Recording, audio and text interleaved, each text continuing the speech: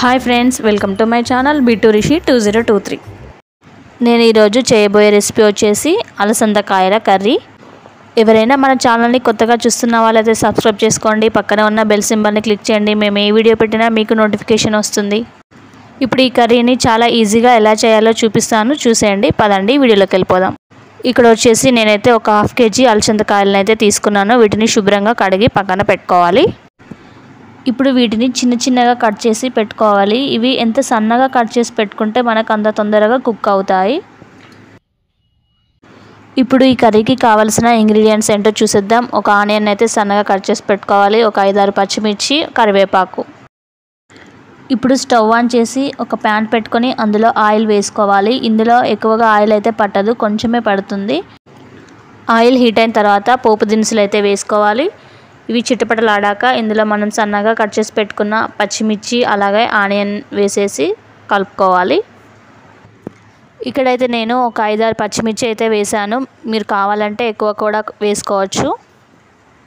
ఇప్పుడు వీటంతటిని ఒకసారి కలుపుకోవాలి.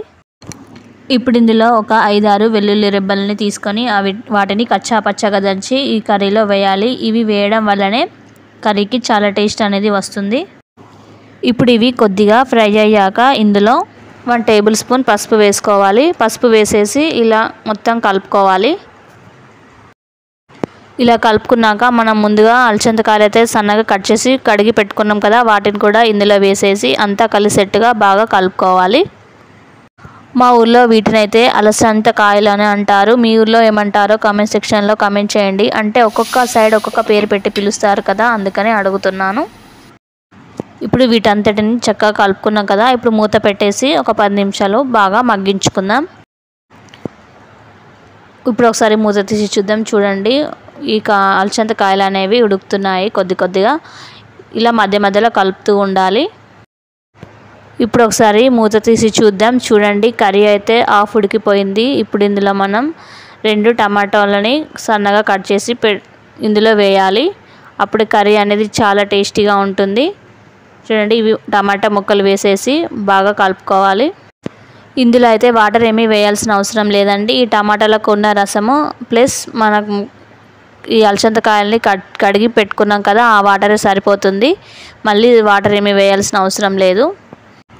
చూడండి, ఇక్కడైతే టమాటా ముక్కలు కూడా బాగా ఉడికిపోయాయి. ఇప్పుడు ఇందులో మనం టేస్ట్కి తగ్గట్టుగా సాల్ట్ వేసుకోవాలి. నేనైతే ఇక్కడ 2 టేబుల్ స్పూన్ల సాల్ట్ వేసాను.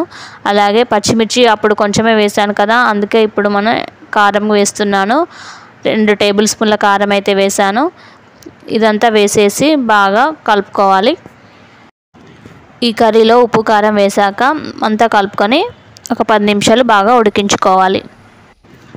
చూడండి, ఈ కర్రీ అయితే బాగా ఉడికిపోయింది.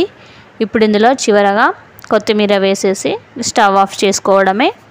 ఇంతేనండి, చాలా ఈజీగా ఎంతో టేస్టీగా ఉండే అలసందకాయ కర్రీ అయితే రెడీ అయిపోయింది. మీరు కూడా ఒకసారి ఇలా ట్రై చేసి చూడండి. ఈ కర్రీ తినని వాళ్ళు కూడా తింటారు, చాలా బాగుంటుంది. ఈ వీడియో మీకు నచ్చితే మా ఛానల్ని సబ్స్క్రైబ్ చేయండి, లైక్ చేయండి, షేర్ చేయండి, కామెంట్ చేయండి. Thank you for watching.